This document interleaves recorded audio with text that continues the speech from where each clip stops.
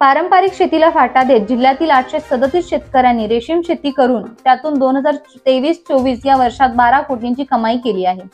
रेशीम निर्मिती करून त्याची प्रति किलो 500 ते 600 रुपयांनी विक्री केली आहे। त्यांना शासनाच्या रेशीम कार्यालयांकडून प्रोत्साहन मिळत असून त्यांना गरजेनुसार अनुदानांवर अंडीपुंजांचा पुरवठा केला जात आहे। राज्यातील एकमेव अंडीपुंज निर्मिती केंद्र गडिंग्लजला असल्याने जिल्ह्यातील शेतकरी रेशीम शेती करीत आहेत।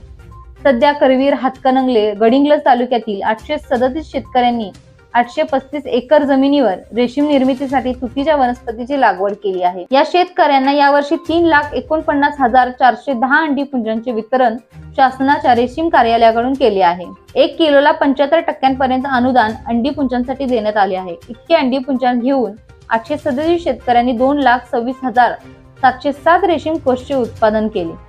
500 ते 600 रुपये किलो दराने खुल्या बाजारात त्याची विक्री केली। अनुदान मिळण्यासाठी पहिल्यांदा शेतकऱ्याला जून-जुलै महिन्यात तुतीची लागवड लागेल। त्यानंतर अंडीपुंजांपासून रेशीम निर्मितीसाठी 50 बाय 22 इतका शेड उभारावा लागणार आहे। त्यानंतर पात्र ठरल्यानंतर अनुदान मिळू शकते। रोजगार हमीचे अनुदान त्यावेळी मजुरांच्या नावे जमा होते। अनुदानासाठी अर्ज रेशीम कार्यालय शाहूपुरी, पहिली गेली, कोल्हापूर या ठिकाणी करावा।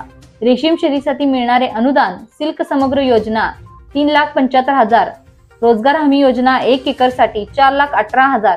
रेशीम शेतीतून मिळणारे चांगले उत्पन्न मिळते। बाजारपेठही सहज उपलब्ध आहे। रेशीम उत्पादनासाठी अनुदानही मिळते, म्हणून याकडे शेतकऱ्यांनी वळावे। राजेश कांबळे, रेशीम विकास अधिकारी, कोल्हापूर। लाईव्ह महाराष्ट्र 9, कोल्हापूर।